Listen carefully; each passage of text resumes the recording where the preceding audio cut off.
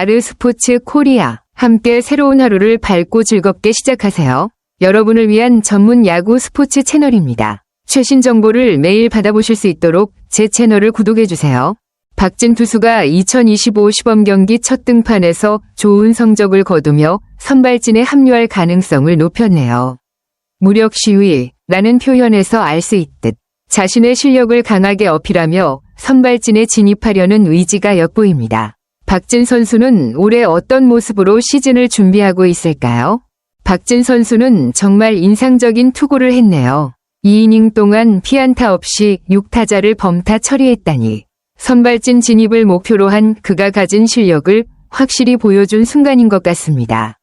기아 타이거즈의 타선도 만만치 않은데 그런 팀을 상대로 완벽한 투구를 펼친 것은 박진 선수에게 큰 자신감을 줄 것 같아요. 이번 시범 경기 성적이 시즌 개막을 앞두고 그의 입지에 어떤 영향을 미칠지 궁금하네요. 그가 선발로 자리 잡을 가능성도 커질까요? 박진 선수의 투구 내용이 정말 인상적이네요. 선두 타자 이우성과 후속 타자 김태곤을 땅볼로 처리하고 결정구로 시속 143km의 빠른 직구를 던졌다는 점에서 그의 구속과 제구력이 잘 갖춰져 있음을 보여줍니다. 또한 2사주자 없는 상황에서 최원준을 볼카운트 투볼에서 투스트라이크에서 삼진으로 처리한 부분도 대단합니다.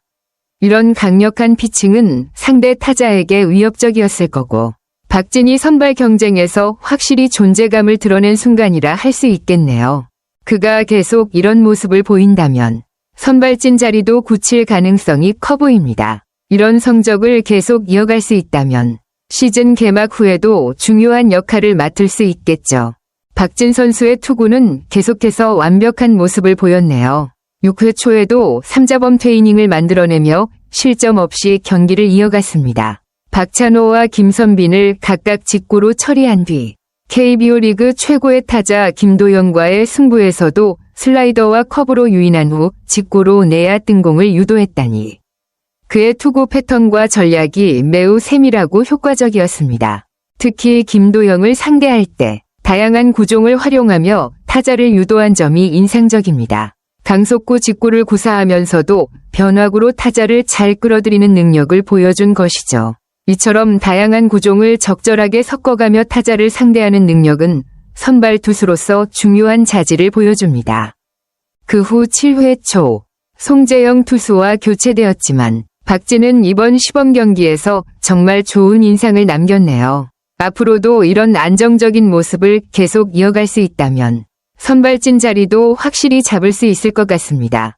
박진 선수가 지난해 9월 대체 선발로 나서 강렬한 인상을 남겼던 경기들, 특히 양현종과의 선발 맞대결에서 판정승을 거둔 경기는 정말 기억에 남는 순간이네요.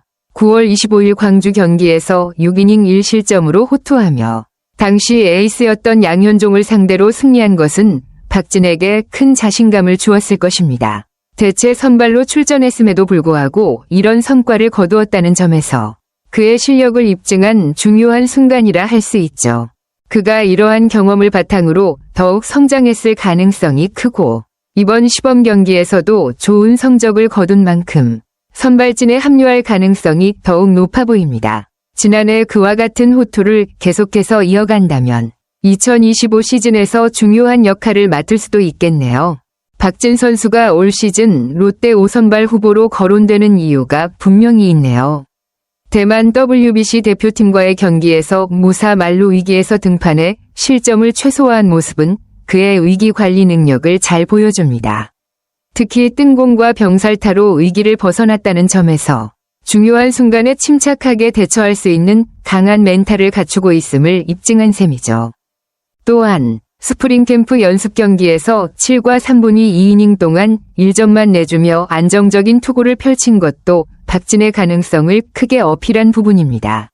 이렇게 시즌 준비 과정에서의 성적을 보면 선발진 자리를 노리는데 충분한 자격이 있다는 느낌이 듭니다. 이러한 성과를 계속 이어가면서 5선발 자리를 확실히 차지할 수 있다면 박진의 활약은 롯데의 마운드에 큰 도움이 될 것입니다.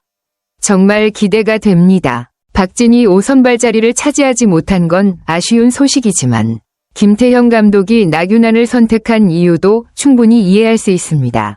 나균안은 이미 2022년부터 선발 투수로 활약해왔고 안정적인 실력을 보여주었기 때문에 경험을 가진 선수를 우선적으로 기용하는 결정은 팀의 안정적인 운영을 위해 필요한 부분이죠.